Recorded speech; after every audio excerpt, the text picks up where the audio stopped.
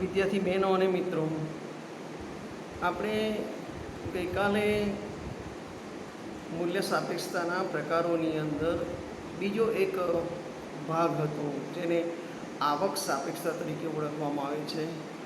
એ આવક સાપેક્ષતા એટલે શું?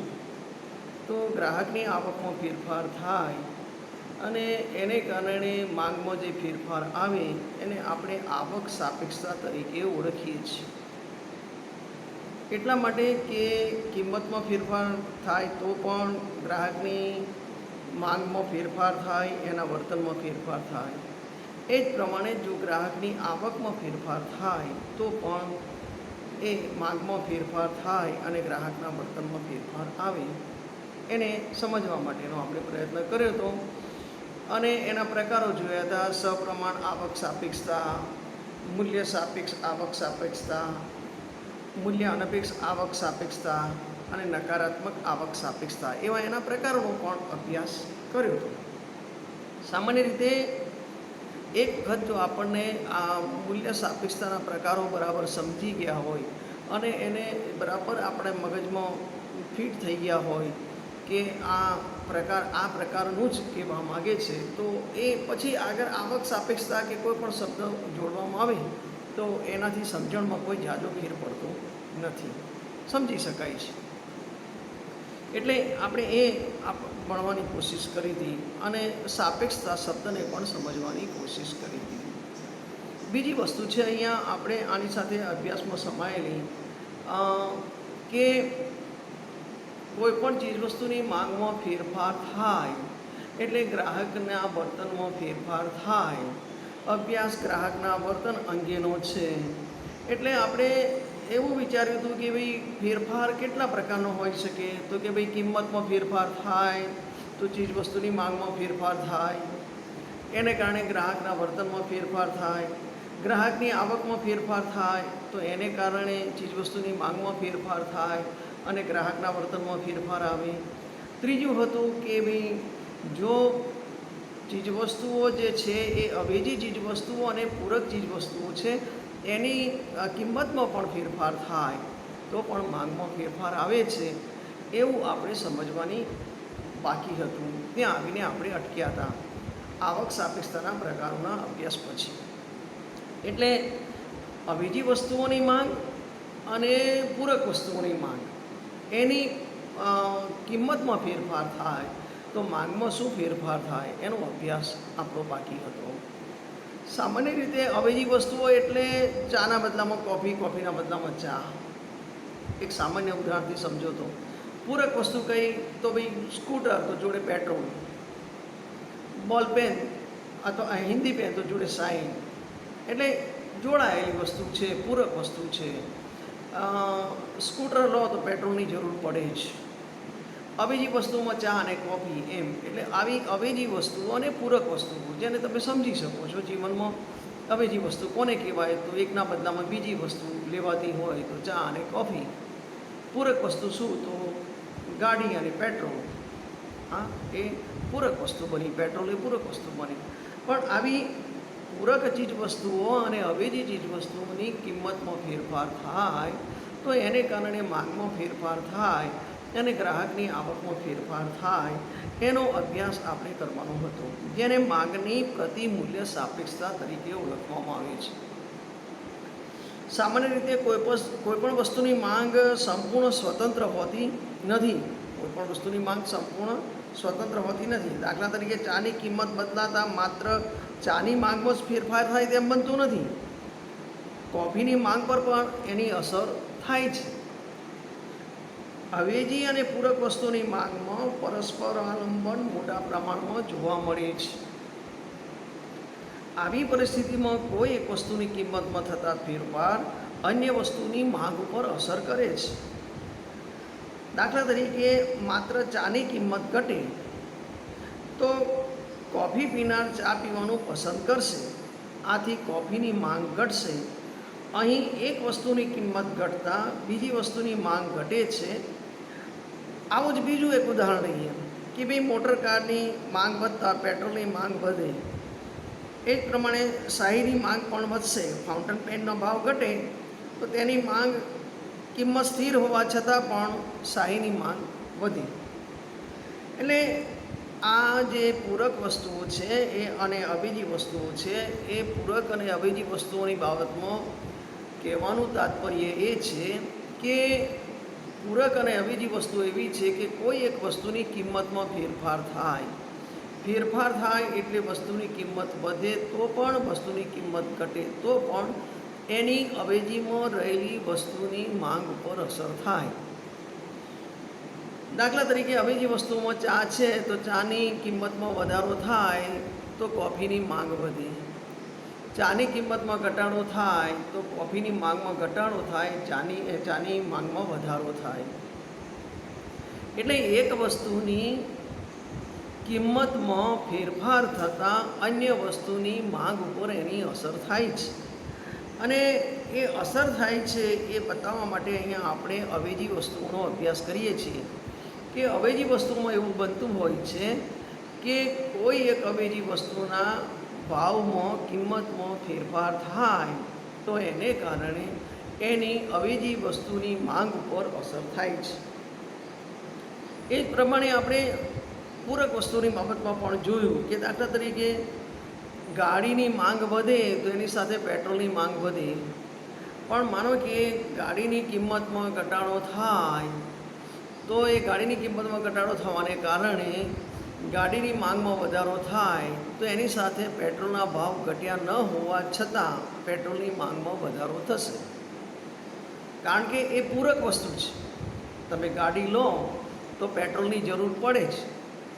પછી ગાડીની કિંમત ભલે ઘટી ગઈ હોય, એને કારણે ભલે ગાડીઓની માંગ વધી ગઈ હોય, પુષ્કળ પ્રમાણમાં ગાડીઓની ખરીદી થઈ હોય અને પેટ્રોલ મોંઘું થયું હોય તો પણ પેટ્રોલની માંગમાં ઘટાડો થશે નહીં, કારણ કે એ પૂરક વસ્તુ છે, એના સિવાય ચલાવી શકાય એમ નથી. જૂના જમાનામાં જ્યારે શાહીવાળી પેનનો ઉપયોગ કરતા ત્યારે જે શાહીવાળી પેન અને શાહી બંને એ પૂરક છે. એટલે ફાઉન્ટેન પેનની માંગ થાય અને ફાઉન્ટેન પેન મોંઘી થાય તો પણ શાહી તો જરૂર પડે જ, ભલે શાહીની કિંમતમાં ઘટાડો થાય કે વધારો થાય. એ પૂરક વસ્તુ બને છે. એ પૂરક વસ્તુ એટલા માટે કે એ ઉપયોગી બને છે. એના સિવાય જે મૂળ ચીજ વસ્તુ છે ફાઉન્ટેન પેન, એનો ઉપયોગ થઈ શકે નહીં. પછી ભલે શાહીની કિંમતમાં વધારો થયો હોય કે ઘટાડો થયો હોય પણ એના માટે આપણે એનો ઉપયોગ કરવો પડે. એટલે ટૂંકમાં ઘણી વખત કોઈ એક વસ્તુની કિંમતમાં ફેરફાર થતાં અન્ય વસ્તુની માંગ પર તેની અસર થાય છે અને આ અસર કેટલી થાય છે એ બહુ મહત્ત્વનું છે. અને આ અસરનું માપ જાણવા માટે માંગની પ્રતિમૂલ્ય સાપેક્ષતાનો અભ્યાસ જરૂરી છે. આ માંગની પ્રતિમૂલ્ય સાપેક્ષતા એટલે કોઈ એક વસ્તુની કિંમતમાં થતા ટકાવારી ફેરફારને લીધે અન્ય વસ્તુ કે જે અવેજી કે પૂરક છે એની માંગમાં થતા ટકાવારી ફેરફારનો ગુણોત્તર. આ અહીંયા શબ્દ ગુણોત્તર વાપરવામાં આવ્યો છે એટલે આપણે સમજી શકીએ છીએ કે તમે અભ્યાસ કર્યો છે પ્રાઇમરીમાં, એટલે બે સંબંધો બહુ નજીકના છે, સરવાળો અને બાદબાકી, ગુણાકાર અને ભાગાકાર. ગુણોત્તર મેળવવા માટે ભાગાકાર કરો એટલે એમનો ગુણોત્તર મળે, બંનેનો ગુણોત્તર પ્રાપ્ત થાય આપણને. સરવાળા અને બાદબાકીને જેવો સંબંધ છે એવો જ ગુણાકાર અને ભાગાકારને સંબંધ છે અને એટલા માટે ગુણોત્તર શબ્દ વાપર્યો છે અહીંયા. એ સમજવાનું છે કે ટકાવારી ફેરફારનો ગુણોત્તર છે.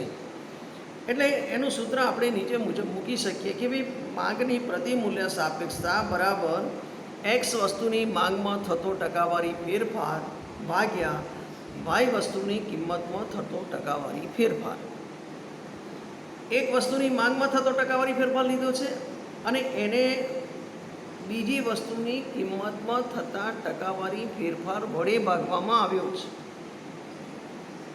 એટલે અહીંયા ટકાવારી ફેરફારનું જે માપ કાઢવામાં આવ્યું છે એ ટકાવારી ફેરફારનું માપ ભાગાકારના આધારે કાઢવામાં આવ્યું છે. ભાગાકાર એ આધાર છે.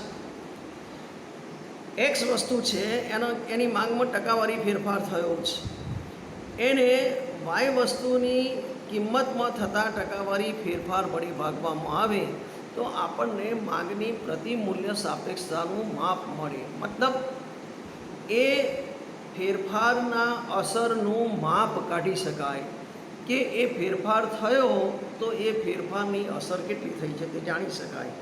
એને વધારે સારી રીતે રજૂ કરવી હોય તો એક્સ વસ્તુની માંગમાં ફેરફાર ભાગ્યા એક્સની મૂળ માંગ છેદમાં વસ્તુની કિંમતમાં ફેરફાર વાય વસ્તુની કિંમતમાં ફેરફાર ભાગ્યા વાય વસ્તુની મૂળ કિંમત. એટલે આપણને એ જે પ્રાપ્ત કરવું છે એ મળી જાય. એને એક્સ વસ્તુની માંગમાં ફેરફાર ભાગ્યા એક્સની મૂળ માંગ, એટલે એ બંને વચ્ચેનો ફેરફાર મળી જાય આપણને. અને પછી વાય વસ્તુની મૂળ કિંમત ભાગ્યા વાય વસ્તુની માંગ વાય વસ્તુની કિંમતમાં ફેરફાર ભાગ્યા વાયની મૂળ કિંમત, વાય વસ્તુની મૂળ કિંમત, એ બંનેનો ભાગાકાર કરો એટલે એ પરિણામ આપણને મળી જાય. એટલે આ સૂત્ર જે છે એ ખૂબ ઉપયોગી છે પ્રતિમૂલ્ય સાપેક્ષતામાં, કે એક્સ વસ્તુની માંગમાં થતો ટકાવારી ફેરફાર ભાગ્યા વાય વસ્તુની કિંમતમાં થતો ટકાવારી ફેરફાર, એ બંનેનો ગુણોત્તર આપણે જાણીએ એટલે એની પ્રતિમૂલ્ય સાપેક્ષતાનું માપ કાઢી શકાય. એ કેટલા પ્રમાણમાં અસર કરી છે એ આપણે જાણી શકીએ. બહુ સરળ રીતે સમજવાની કોશિશ કરીએ. આપણે પ્રતિમૂલ્ય સાપેક્ષતા એટલે શું એને સમજવાની કોશિશ કરીએ છીએ કે પ્રતિમૂલ્ય સાપેક્ષતા કોને કહેવાય. એટલે કોઈ એક વસ્તુની કિંમતમાં થતા ટકાવારી ફેરફારને લીધે અન્ય વસ્તુની માંગમાં થતો ટકાવારી ફેરફારનો ગુણોત્તર એટલે માંગની પ્રતિમૂલ્ય સાપેક્ષતા.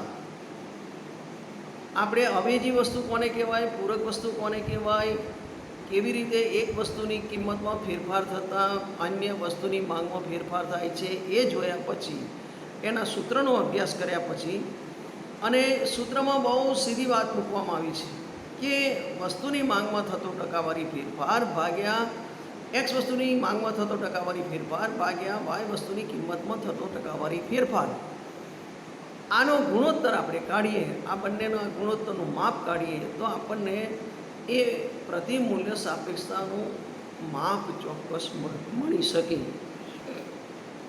આટલી બાબત આપણે સમજ્યા પછી માંગની પ્રતિમૂલ્ય સાપેક્ષતાનો આધાર બે વસ્તુઓના પરસ્પર અવલંબન ઉપર રહેલો છે.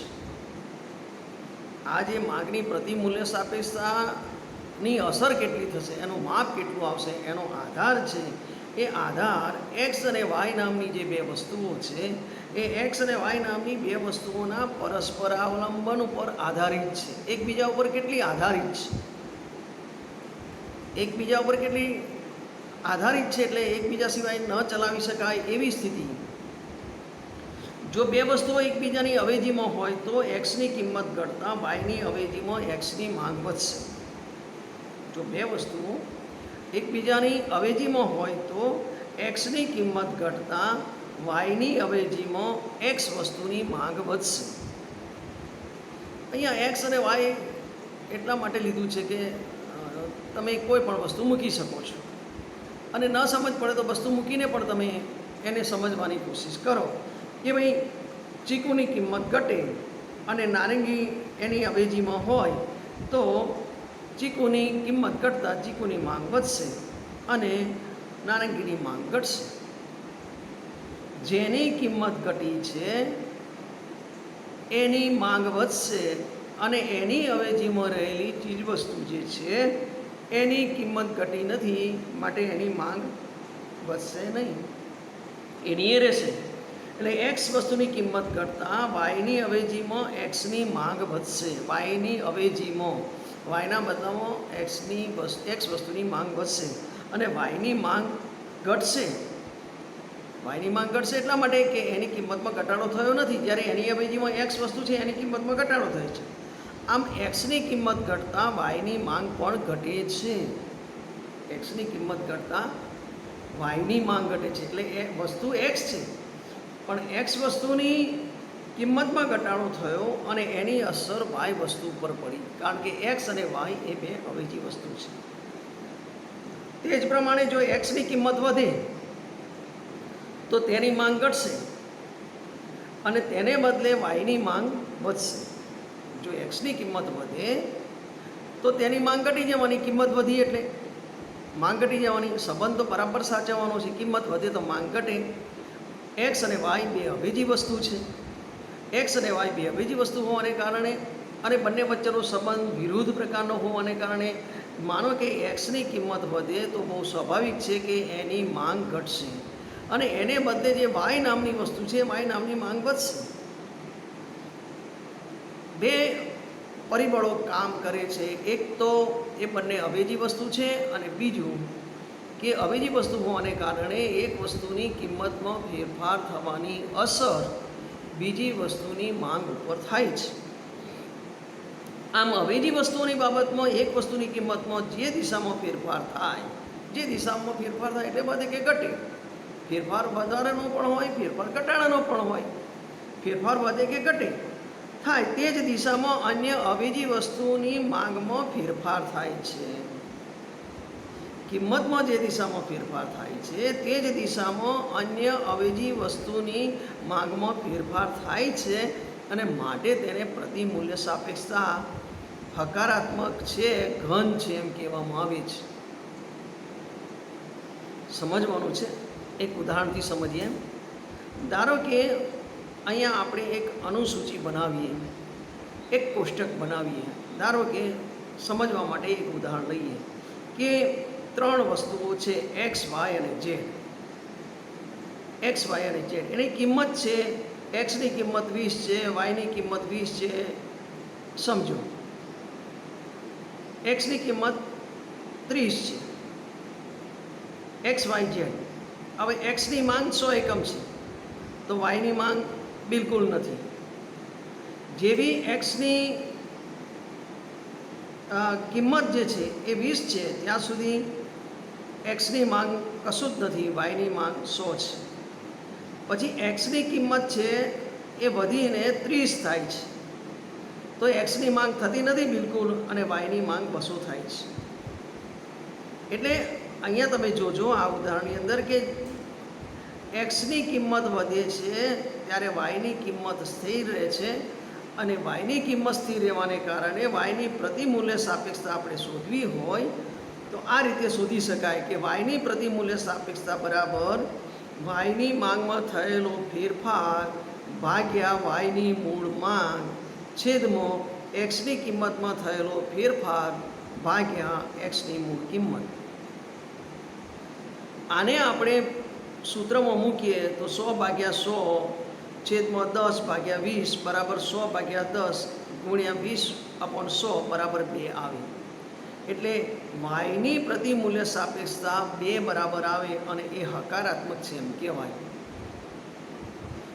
પ્રતિમૂલ્ય સાપેક્ષતાને સમજવા માટે ફરી આનું આ ઉદાહરણ તમને સમજવાની કોશિશ કરવા માટે પ્રયત્ન કરું છું કે કોઈ એક વસ્તુની માંગમાં થયેલો ફેરફાર ભાગ્યા બીજી વસ્તુની કિંમતમાં થયેલો ફેરફાર અને એ જાણવા માટે આપણે એને મૂળ માંગ જોડે કે મૂળ કિંમત જોડે ભાગવું પડે. અને આ જે કોષ્ટકમાં આપણે મૂક્યું છે એના ઉદાહરણને આધારે આપણે સમજવાની કોશિશ કરીએ તો જ્યાં સુધી 20 કિંમત છે ત્યાં સુધી કોઈ સવાલ નથી. એક્સ અને વાય વસ્તુ અવેજીની છે. જ્યારે કિંમત 20 છે ત્યારે એક્સની માંગ 100 છે એટલે વાયની માંગ થતી નથી. જેવી વાયની કિંમત 20 છે એ વખતે પણ એક્સની કોઈ માંગ થતી નથી ને વાયની 100 એકમની માંગ થાય છે. એટલે 100 બંને જગ્યાએ થાય છે જ્યારે 20 કિંમત છે ત્યારે. પણ માનો કે પછી એક્સની કિંમત 20ના બદલે વધીને 30 થાય છે ત્યારે એક્સની માંગ ઘટી જાય છે. ત્યારે એક્સની માંગ ઘટી જાય છે કારણ કે એક્સની કિંમત વધીને 30 થઈ છે. વાયની કિંમત સ્થિર છે. વાયની કિંમત સ્થિર છે એ વાયની કિંમત 20 જ છે પણ એક્સની કિંમત જે 20 હતી એ વધીને 30 થઈ એને કારણે એક્સની માંગમાં ઘટાડો થયો અને વાયની માંગ જે 100 હતી એ વધીને 200 થઈ. એટલે આપણે અહીંયા વાયની પ્રતિમૂલ્ય સાપેક્ષતા શોધવી હોય તો વાયની પ્રતિમૂલ્ય સાપેક્ષતા શોધવા માટે આપણે વાયની માંગમાં થયેલો ફેરફાર ભાગ્યા વાયની મૂળ માંગ છેદમાં એક્સ વસ્તુની કિંમતમાં થયેલો ફેરફાર ભાગ્યા એક્સની મૂળ કિંમત આવું સૂત્ર મૂકીને ઉપરના કોષ્ટકના આંકડા મૂકીએ તો આપણને બે પ્રતિમૂલ્ય સાપેક્ષતા મળી. એટલે આ પૂરક વસ્તુઓની બાબતમાં પ્રતિમૂલ્ય સાપેક્ષતા હંમેશા નકારાત્મક હોય છે. પૂરક વસ્તુઓની બાબતમાં પ્રતિમૂલ્ય સાપેક્ષતા હંમેશા નકારાત્મક હોય છે. કારણ કે એક વસ્તુની, દાખલા તરીકે મોટર કાર, એની કિંમત ઘટે તો તેની માંગ વધવાને લીધે પેટ્રોલની માંગ વધશે જ. અર્થાત એક વસ્તુની કિંમત ઘટતા બીજી વસ્તુની માંગ વધે છે. બંને વચ્ચે નકારાત્મક સંબંધ છે. માટે પૂરક વસ્તુઓની પ્રતિમૂલ્ય સાપેક્ષતા હંમેશા નકારાત્મક હોય છે. આટલી વસ્તુ આજે આપણે અભ્યાસમાં મૂકીએ છીએ. હવે પછીના પ્રવચનમાં બીજા દિવસે આપણે આની આ વસ્તુનું થોડું પુનરાવર્તન કરીને આગળ આકૃતિ દ્વારા સમજવાની કોશિશ કરીશું. હાલ પૂરતી અહીંયા આ જે વાત છે એ વાતને વિરામ આપીએ છીએ. પ્રતિમૂલ્ય સાપેક્ષતામાં પૂરક વસ્તુઓની બાબતમાં આટલી વસ્તુ સમજી લેવાની છે કે પૂરક વસ્તુઓની પ્રતિમૂલ્ય સાપેક્ષતા હંમેશા નકારાત્મક હોય છે. કારણ કે ગાડીઓના ભાવ વધે પણ એની સાથે પેટ્રોલના ભાવ વધે તોય પણ પેટ્રોલ તો ખરીદવું પડે જ. આ સીધી બાબત છે. એટલે એટલી વસ્તુ સમજો કે બંને વચ્ચેની પ્રતિમૂલ્ય સાપેક્ષતા છે એ નકારાત્મક છે. અહીંયા આટલી ચર્ચાને આપણે વિરામ આપીએ છીએ.